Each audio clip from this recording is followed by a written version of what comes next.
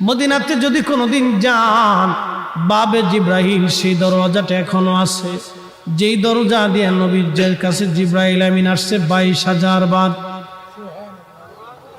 দাহিয়াতুল কালবির সুরত নিয়ে নবীজির কাছে আসতেন। হযরত জিব্রাইল আমিন এসে সালাম দিয়ে বসে গেলেন, মানবের বেশে জিব্রাইল বসে গেলেন।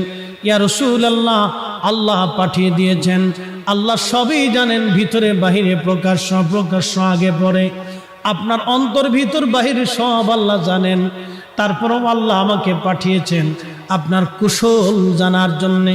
হুজুর গো, আপনি কেমন আছেন দয়া করে বলবেন ডি। আল্লাহ নবী ডাক দিলেন, জিব্রাইল হে, আমি অসুস্থ আছি, আমার কাছে ভালো লাগে না। আল্লাহর জিব্রাইল চলে গেলেন। পরের দিন আবার এসে সালাম দিলেন, জিজ্ঞেস করলেন, ইয়া রাসূলুল্লাহ আপনি কেমন আছেন?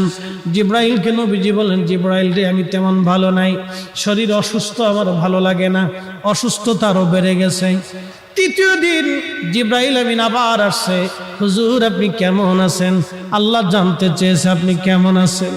জিব্রাইলকে নবী বললেন, আল্লাহকে বলো আমার শরীর ভালো না, আরো অবনতি হয়েছে।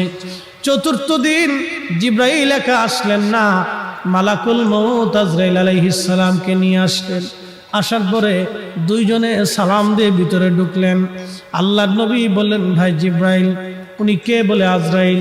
আজরাইল সালাম দিলেন, ইয়া রাসূলুল্লাহ, আল্লাহ আপনার খেদমতে আমাকে পাঠিয়েছেন। হুজুর, আল্লাহ আমার উপরে ফরমান চালু করেছেন, আমার উপরে রুলস আল্লাহ জারি করে দিয়েছেন আপনাকে সম্মানের সাথে নিয়ে যাওয়ার জন্যে। ইয়া রাসূলুল্লাহ, ইয়া হাবিবাল্লাহ, তবে আল্লাহ পাক এটাও বলে দিয়েছেন আপনি অনুমতি দিলে আপনার জান আমি কবজ করব, অনুমতি না দিলে আমি আজরাইল ফিরে চলে যাব। আপনার যতদিন মন চায় ততদিন আপনি দুনিয়ার মধ্যে আপনি উম্মতের মাঝে আপনি থাকবেন। একবার আওয়াজ তুলে বলা যাবে কি আল্লাহু আকবার?